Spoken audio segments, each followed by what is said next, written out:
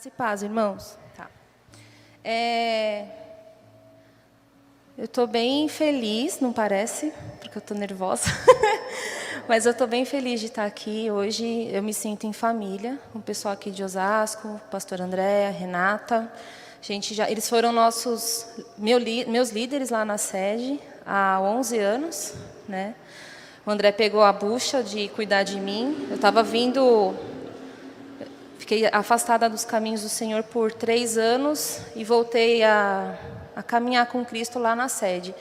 E o André e a Renata cuidaram de mim e têm acompanhado a minha vida, agora acompanho o Raul também, durante todos esses anos.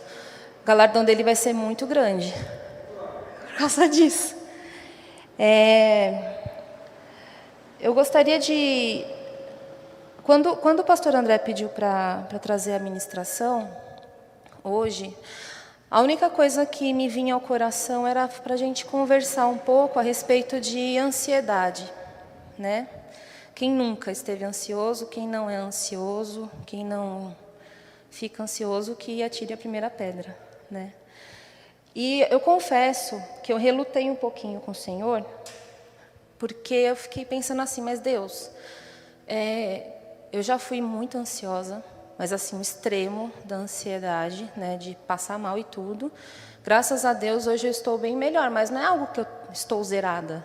E eu falo, Senhor, como é que eu vou falar de uma coisa que eu não estou 100% sem sentir? Ele falou, mas quem faz as coisas sou eu, através de você, em você e com as pessoas. Deixa que isso é comigo. Tá bom, Deus, então a gente vai conversar sobre isso. E aí, hoje a gente vai manusear bastante a palavra, tá? Mas eu vou começar primeiro falando a respeito do que é ansiedade no dicionário. Então, ansiedade é o quê? Um grande mal físico e psíquico, é uma grande aflição e agonia. E esse sentimento, essa emoção que muitas vezes nos acomete e muitas vezes nos domina, ela traz junto com ela, se torna uma doença até, e ela traz junto com ela várias outras coisas, vários outros efeitos. Eu pontuei algumas coisas e a gente vai começar a conversar a respeito disso. Então, quais são os efeitos da ansiedade no nosso corpo, no físico? Então, no cérebro, na cabeça. Dor de cabeça, desespero, então já atingiu a parte psíquica também. Falta de energia, aquele cansaço, fadiga, você não tem vontade de nada, que te puxa para a depressão. Nervosismo extremo. Então, uma pessoa totalmente intolerante, a gente fica uma pessoa totalmente intolerante, uma pessoa sem paciência, né, com qualquer outra pessoa e às vezes até com a gente mesmo. A gente começa a sentir raiva, irritabilidade, começa a ter problemas de memória e de concentração. Vira a Dory do Nemo, né? Ninguém aqui conhece, só eu, tá? Dificuldade para dormir ou muita vontade de dormir, porque tudo isso vai beirando a depressão. Riscos de ter um AVC, ou seja, da pessoa ter um derrame, e vários outros efeitos. Isso falando do cérebro, só na cabeça. No coração, batimento cardíaco acelerado, aquela sensação de palpitação, hipertensão arterial, pressão alta, que a gente fala, né? E a pessoa tem um risco maior de infartar. Ela pode morrer por causa de um quadro de ansiedade.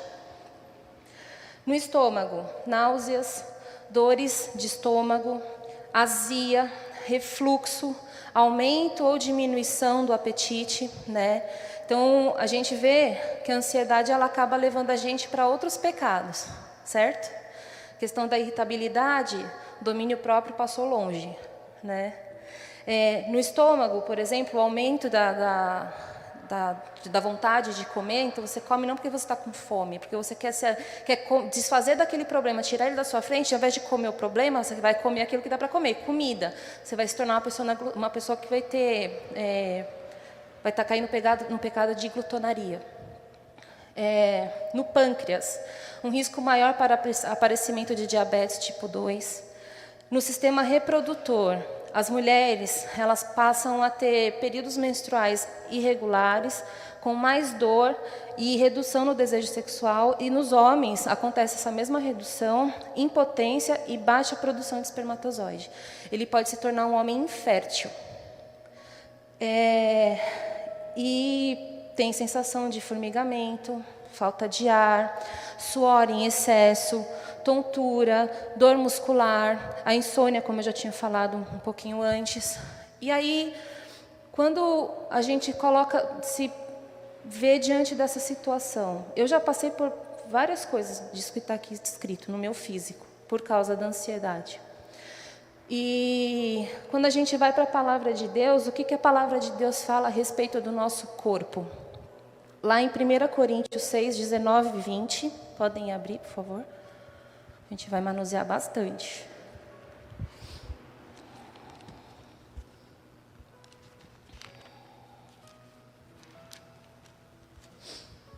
Eu vou lendo, tá? Então, 1 Coríntios 6, 19 e 20. Acaso não sabem que o corpo de vocês é santuário do Espírito Santo, que habita em vocês, que lhes foi dado por Deus, e que vocês não são de si mesmos? Vocês foram comprados por alto preço. Portanto, glorifiquem a Deus com seu próprio corpo. Então, a ansiedade, ela nos ataca e não é espiritualizando tudo, mas o inimigo ele usa desses artifícios emocionais para também nos afastar do Senhor. E a gente acaba pecando até mesmo contra Deus. A partir do momento que nós pertencemos ao Senhor, que nós convidamos Jesus para vir morar no nosso coração, para Ele fazer parte da nossa vida, a gente está convidando o próprio Deus para fazer isso. O Espírito Santo, que é Deus também, é a terceira pessoa da Trindade, mas é Deus também, Ele vem fazer morada dentro de nós. E quando nós estamos judiando do nosso corpo, porque a gente não consegue encontrar paz, nós estamos judiando do templo do Espírito Santo, da habitação da morada do Senhor, da habitação do Senhor, onde o Senhor escolheu estar com a gente, não só aqui no nosso meio, mas estar dentro de nós. Então é uma das formas do inimigo nos atacar a Deus usando a nossa vida, né, nos deixando para baixo e nos afastando do Senhor por conta da ansiedade. Na nossa mente, o que a ansiedade traz? Traz tristeza, traz nervosismo, a irritabilidade que eu tinha falado, o desânimo, medo, angústia. A gente não consegue, por causa da ansiedade, a gente acaba até se tornando uma pessoa que não consegue ser grata por nada, porque está tão preocupado com tanta coisa que a gente não consegue ver aquilo de bom que Deus tem trazido na nossa vida. Nós nos tornamos pessoas ingratas. E isso é muito sério, porque o Senhor tem feito tantas coisas maravilhosas. Se a gente parar para pensar e observar e olhar de fora da situação que a gente está vivendo muitas vezes, a gente olha de onde o Senhor nos tirou, a gente consegue enxergar que não tem faltado pão na nossa mesa, nós não temos andado nu, temos bebido, nossos familiares estão com a gente, e às vezes a gente pode pensar assim, mas, sei lá, minha mãe está doente. Tenha a oportunidade de estar perto do Senhor para que Ele cure a sua mãe, o seu familiar. Deus, Ele usa todas as situações para a gente se aproximar dEle, ter experiências com Ele, conhecer Ele cada vez mais. Ele é uma fonte inesgotável de conhecimento. A gente vai viver aqui na Terra, vai ter a eternidade inteira e a gente não vai ter conhecido Deus o suficiente. Por isso a gente vai ter a eternidade. Então, no meio da aflição, no meio da doença, use como oportunidade de se aproximar do Senhor. E o que a palavra diz a respeito da mente? Que nós precisamos ter a mente de Cristo. Ainda em 1 Coríntios, no capítulo 2, versículo 15 e 16. Mas quem é espiritual discerne todas as coisas, e ele mesmo não é discernido, pois quem conheceu a mente do Senhor para que possa instruí-lo? Nós, porém, temos a mente de Cristo. E o que significa ter a mente de Cristo? Um pouquinho, não no completo, mas a gente vai nos evangelhos e a gente começa a olhar a vida de Jesus Cristo aqui na terra. A vida dele foi apontar para o reino de Deus. A vida dele foi glorificar o nome do Senhor. Foi fazer a vontade do Pai em todo o tempo que ele passou aqui na terra. Isso é ter a mente de Cristo. É nós imitarmos ele nessas coisas. Jesus sendo Deus, mas como homem aqui, ele jejuava, ele orava, ele passou por aflições assim como a gente. Em tudo ele foi tentado, em nada ele caiu. Então, porque a mente dele estava focada no reino de Deus.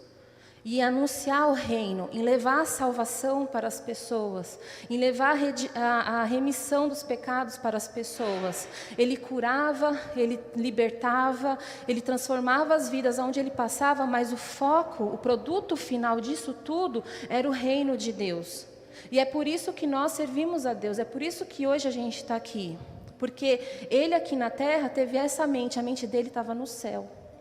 Ter a mente de Cristo é nós lembrarmos que aqui nós estamos de passagem, nós somos peregrinos nessa terra.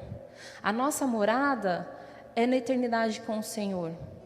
Então nada pode nos prender aqui. Coisas materiais, família, nós temos que ter trabalho, temos que estudar, temos que proporcionar boas coisas para os nossos filhos, ter uma vida digna, pagar as contas, tudo isso, ter saúde, né, se cuidar, mas isso não pode ser a motivação do nosso coração.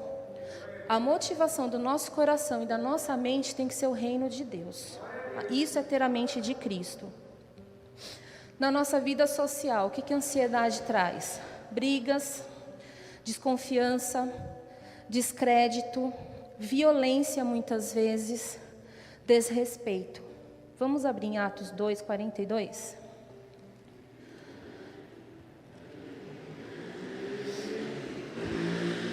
Uma pessoa ansiosa, ela não consegue confiar. Por exemplo, sou casada com o Raul, eu peço para ele fazer alguma coisa. É um exemplo bobo, mas é a realidade de muitos casais, assim. E no começo do nosso casamento era uma coisa que eu tinha muita dificuldade. Eu pedia alguma coisa para ele, ele tinha que fazer no meu momento. Porque é isso que a ansiedade traz. As coisas têm que ser na hora, do nosso jeito. A ansiedade é trazer o controle para a gente. Só que a gente não tem controle das coisas. Então fica difícil, começa aquela briga interna. E tinha que ser no momento que eu queria, naquele tempo. Sei lá, vai lá, por favor, coloca a roupa na máquina para mim. Eu vou, mas ele ia na hora que ele achava que tinha que ir. E isso me gerava raiva, e é uma ansiedade. Parece besta, mas isso para dentro do lar, no dia a dia, acaba com o casamento. Porque começa com a roupa, depois vai para as contas.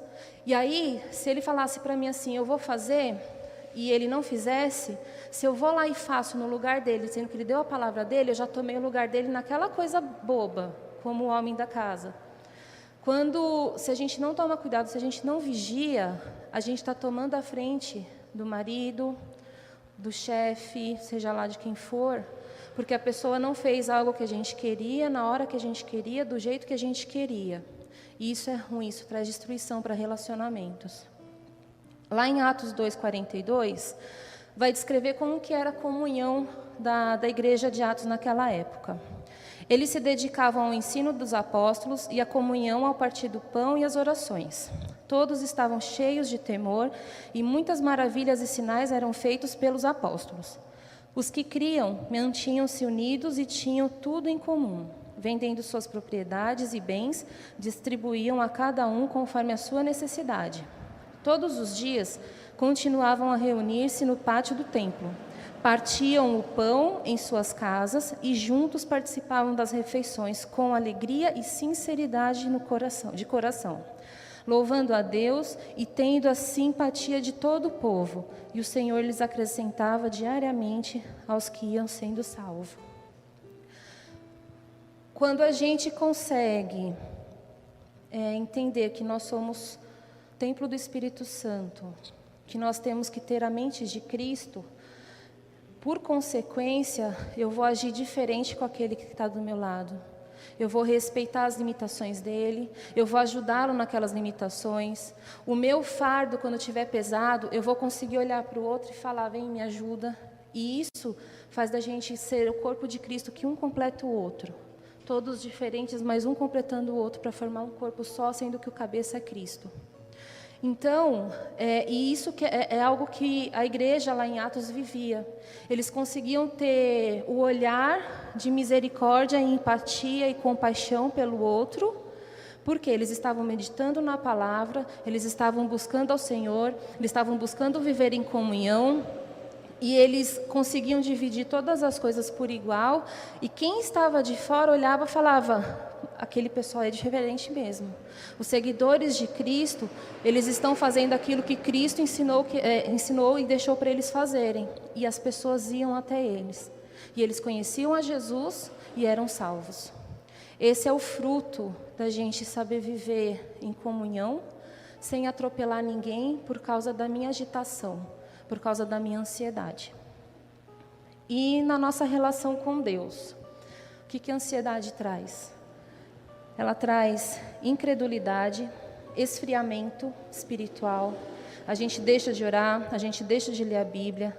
Tudo que é falado na igreja ou por algum outro irmão começa a ficar duvidoso, né? Porque teve uma palavra aqui, o Senhor, uma pessoa deu testemunho, não podia engravidar, né? E Deus me deu a bênção de gerar filhos e tudo mais. E aí você olha e fala assim, Deus já falou isso para mim também, mas nunca aconteceu, não tinha nada a ver comigo. Será que é verdade? Será que foi Deus mesmo? Será que o exame estava certo? Será? A ansiedade em viver um milagre e até mesmo em crer, muitas vezes traz o esfriamento para o nosso coração em relação a Deus. Cadê? E a pior das situações assim, que a ansiedade traz para a nossa vida é que a gente começa a tomar atitudes que a gente não deveria tomar e a gente começa a querer ser Deus das situações e das pessoas. Então, sabe quando a gente quer ajudar Deus? Né? A gente está pedindo muito alguma coisa para o Senhor e Ele fala para a gente, espera, ou Ele fica em silêncio, que eu acho que esse silêncio é pior do que o não sei para vocês, mas quando Deus fica quieto... Eu preferia que ele falasse um não logo, assim que eu já ia saber a resposta. Mas ele fica em silêncio, porque ele está tratando a gente. Ele sabe o momento certo de todas as coisas. E a gente fala, Deus está muito quieto, então de repente é para eu fazer tal coisa. E a gente vai lá e põe o nosso dedinho onde não devia. E aí dá tudo errado. E aí a gente culpa a Deus. Ou então, na vida de alguém, né, às vezes o marido é alcoólatra, o filho que se afastou dos caminhos do Senhor. E a gente, muitas vezes, ao invés de tomar uma atitude de oração, de amor, eu sei que é difícil, mas em amor de Deus pela vida daquela pessoa, não, a gente quer fazer do nosso jeito e arrastar para a igreja, enfiar Jesus goela abaixo, e a gente acaba dando mau testemunho dentro da nossa casa, porque a gente quer ser Deus daquela situação, a gente quer ser Deus na vida daquela pessoa. Então, a ansiedade, ela nos faz pecar em vários aspectos. Né? Não estou dizendo que não seja uma coisa séria, né? E a palavra fala o quê? Em Hebreus 11:6, que sem fé é impossível agradar a Deus. E eu antigamente eu lia esse versículo e eu ficava preocupada, eu ficava pensando assim, tá bom, então eu quero agradar a Deus, mas a minha fé está pouca e eu sou ansiosa. Aí eu começava a ficar ansiosa para não ficar ansiosa, vocês entendem isso? Eu ficava desse jeito, passando mal. Deus, eu estou ansiosa. Não estou, me perdoa. Não, mas e se eu ficar ansiosa, daqui a pouco eu vou estar pecando? Eu ficava desse jeito, de tão forte que era isso em mim. Só que na própria palavra a gente encontra no texto de Marcos 9, do 14 até o 32. Eu não vou ler tudo, mas depois vocês leiam com calma. A história daquele pai que procura Jesus para poder libertar o filho dele, que era endemoniado. E no versículo 21, Jesus perguntou ao pai do menino, há quanto tempo ele está assim? Desde a infância, respondeu ele. Muitas vezes esse espírito o tem lançado no fogo, na água para matá-lo. Mas Se podes fazer alguma coisa, tem compaixão de nós e ajuda-nos. Se podes, disse Jesus, tudo é possível àquele que crê. No 24 diz assim: imediatamente o pai do menino exclamou: creio, ajuda-me a vencer a minha incredulidade. Está aí a resposta. Se sem fé é impossível agradar a Deus, mas eu consigo reconhecer que muitas vezes, em muitas situações, eu não tenho fé, a palavra nos mostra que a gente tem total liberdade de se achegar a Deus e falar: Senhor, me ajuda na minha pequena fé. Senhor, me ajuda na incredulidade. Porque a gente falando de ansiedade, parece que toda a bucha dela está para cima da gente, não é. Isso vem e nos ataca, mas o que a gente faz com tudo isso então? Se a palavra fala tantas coisas a respeito disso que é para a gente ficar tranquilo, a gente vai e leva aos pés do Senhor. E a gente precisa ser honesto com Ele. Senhor, eu não consigo crer. Senhor, eu não consigo enxergar além. Então, mesmo sem enxergar, me ajuda a crer a tal ponto que eu descanse. E realmente é o Senhor quem vai resolver. O Senhor, Ele não tem nada, como eu falei, nada fora do controle das mãos dEle. O Senhor, Ele não é pego de surpresa. Deus não fez uma agenda para 2020 e aí chegou a pandemia e Ele teve que cancelar e falar: e agora, o que eu vou fazer? Né? Que nem a gente fez. Eu tinha um monte de plano para esse ano. Está tudo cancelado. Só Deus sabe quando que vai dar certo. Ele não foi pego de surpresa. Então, na nossa vida, em cada situação, Ele não é pego de surpresa. Quando a gente está passando por uma enfermidade, quando a gente está passando por algum desafio financeiro, quando a gente está passando por uma luta no nosso casamento, no nosso trabalho, o desemprego, não consegue quitar uma dívida, Deus não perdeu o controle. Quando o nosso coração não consegue deixar, a gente não consegue deixar de ser orgulhoso, quando a gente não consegue deixar de ser arrogante, quando a gente não consegue deixar de mentir, quando a gente não consegue deixar o vício do cigarro, da pornografia, aquele mais escondido, que você tem vergonha, que não consegue nem falar para Deus. Deus sabe e Ele não perdeu o controle dessa situação. Ele só quer que a gente chegue até Ele e fale: Senhor, me ajuda na minha incredulidade para conseguir vencer isso. E em Isaías, a gente pensa assim: tá, Deus faz tudo isso e muitas vezes parece algo distante, né? Isaías 40, esse texto eu vou ler, gente. Quando a ansiedade bater, a incredulidade vierem dúvidas, leiam esse capítulo. Ele fala da grandiosidade de Deus. Fala um pouquinho. Em Salmos vai falar bastante também sobre a grandiosidade de Deus. Muitas vezes a gente não consegue orar. Vai em Salmos. Lê uns Salmos. Ergo os meus olhos para os montes. De onde vai vir meu socorro? Meu socorro vem do Senhor que fez os céus e a terra. É uma oração. Muitas vezes as palavras não vêm. Vai para a palavra. Vai para o Senhor. Busque a Deus. No capítulo 40 de Isaías diz assim: consolem, consolem o meu povo, diz o Deus de vocês. Encorajem a Jerusalém e anuncie que ela já cumpriu o trabalho que lhe foi imposto. Pagou por toda iniquidade e recebeu da mão do Senhor, em dobro por todos os seus pecados. Uma voz clama: no deserto preparem um caminho para o Senhor. Façam no deserto um caminho reto para o vosso Deus. Todos os vales serão levantados, todos os montes e colinas serão aplanados. Os terrenos acidentados se tornarão planos. As escarpas serão niveladas. A glória do Senhor será revelada e juntos todos a verão, pois é o Senhor quem fala. Uma voz ordena: clame, e eu pergunto: o que clamarei?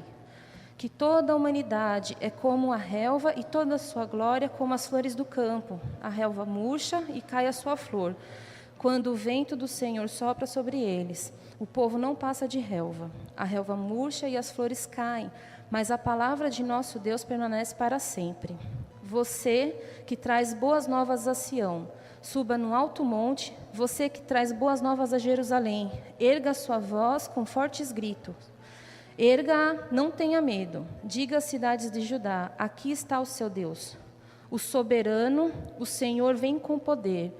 Com seu braço forte ele governa.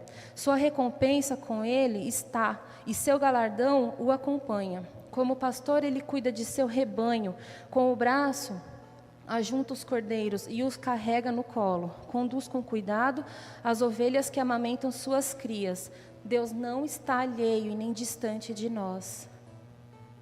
Com o seu braço, ele ajunta. Gente, é grande. Ele ajunta. Ele não está alheio a ninguém. Aí o 14. Quem mediu as águas na concha da mão ou com o palmo, definiu os limites dos céus? Quem jamais calculou o peso da terra ou pesou os montes na balança e as colinas nos seus pratos? Quem definiu limites para o Espírito do Senhor ou instruiu como seu conselheiro? A quem o Senhor consultou que pudesse esclarecê-lo e quem lhe ensinasse a julgar com justiça? Quem lhe ensinou o conhecimento ou lhe apontou o caminho da sabedoria? Deus ele teve que pedir opinião para alguém na hora de fazer qualquer coisa. Esse é o tamanho, esse é o Deus que a gente serve, esse é o Deus que a gente entregou a nossa vida. Não tem por que a gente ficar preocupado com o dia de amanhã, não tem por que a gente andar ansioso, não tem por que a gente tentar fazer as coisas da nossa forma. Esse é o tamanho do nosso Deus. Na verdade, as nações são como uma gota que sobra no balde. Para ele são como o pó que resta na balança. Para ele as ilhas não passam de um grão de areia. Nem as florestas do Líbano seriam suficientes para o fogo do altar. Nem os animais de lá bastariam para o holocausto. Diante dele todas as nações são como nada. Para ele são sem valor e menos que nada. Com quem vocês compararão a Deus? Como poderão representá-lo? Com uma imagem que o artesão funde e os ourives cobre de ouro e para a qual modela correntes de prata? Ou com o ídolo do pobre, que pode apenas escolher um bom pedaço de madeira e procurar um marceneiro para fazer uma imagem que não caia?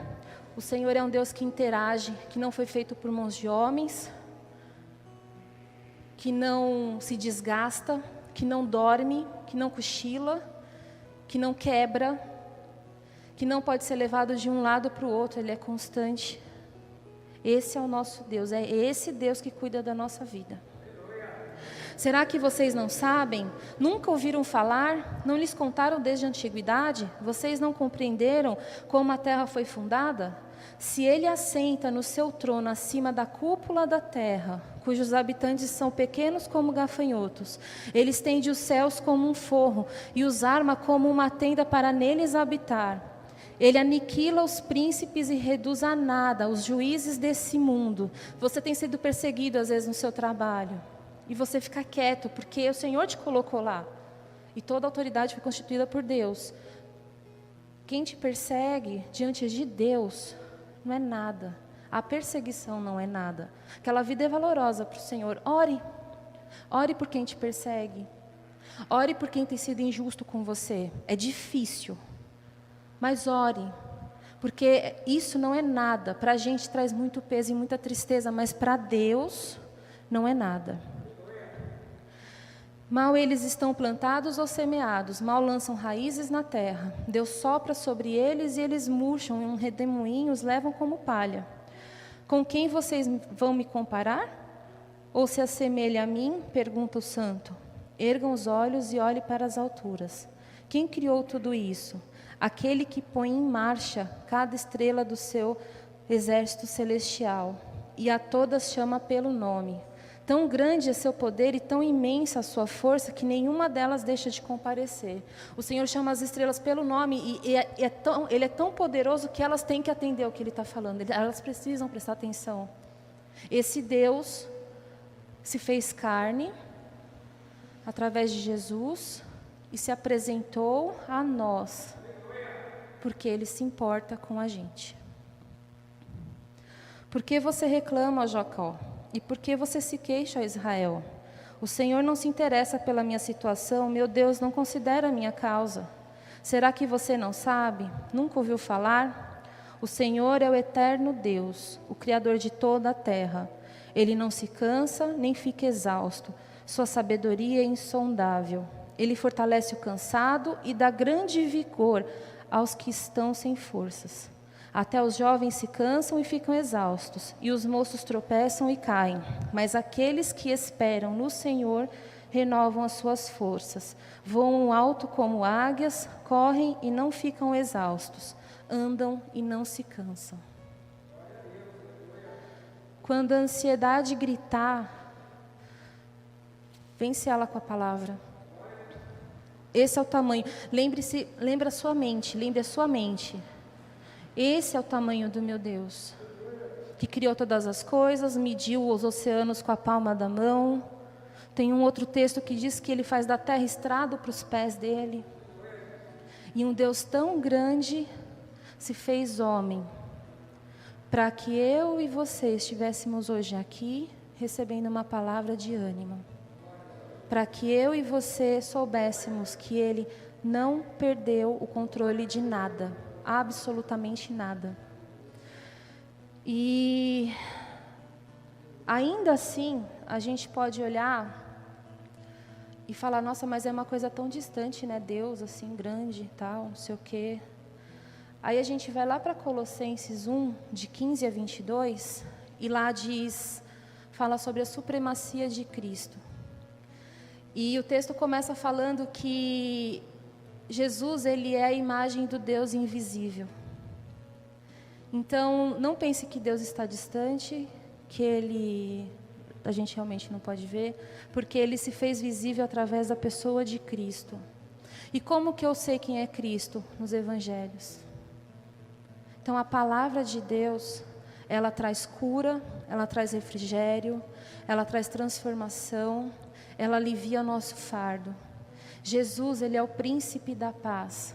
Ele é aquele que traz paz em meio à nossa guerra. E, para finalizar, deixem marcado Filipenses 4, de 6 a 8.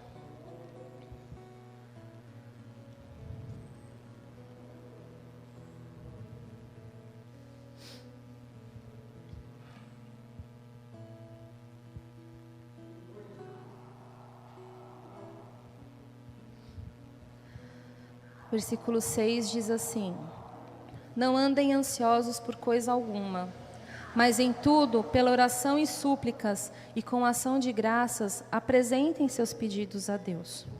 E a paz de Deus, que excede todo entendimento, guardará o coração e a mente de vocês em Cristo Jesus. Finalmente, irmão, tudo que for verdadeiro, tudo que for nobre, tudo que for correto, tudo que for puro, tudo que for amável, tudo que for de boa fama, se houver algo de excelente ou digno de louvor, pense nessas coisas. Quando a ansiedade bater, antes que vire um desespero, traga à memória o que traz esperança. Como eu falei, lembre-se daquilo que o Senhor já fez. Lembre-se de quem Ele é. E eu não estou falando do que Ele já fez materialmente, mas a pessoa que você era, a pessoa que eu era, eu não sou mais, graças a Deus. E eu ainda tenho muito para mudar. Muito. Lembrem-se disso. Então, aquele que gritava não grita mais, aquele que roubava não roube mais, quem matava não mata mais, e assim por diante. Então, lembre-se daquilo que o Senhor já fez na sua vida. A ansiedade faz a gente começar a praguejar também, né? A murmurar, reclamar de tudo. Não, aquilo que for digno de louvor, aquilo que for excelente, de boa fama, falem disso, glorifiquem a Deus, falem em voz alta em casa. Senhor, eu te louvo pelos teus feitos. Eu te louvo porque hoje eu tenho vida. Eu te louvo porque eu tenho vida e vida em abundância, porque ainda que eu morra no final do dia, eu estarei com o Senhor vivo. Comecem a falar em voz alta, para que não venha murmuração e essa ansiedade domine e te leve para outros pecados. Amém? Vamos curvar nossas cabeças, vamos orar?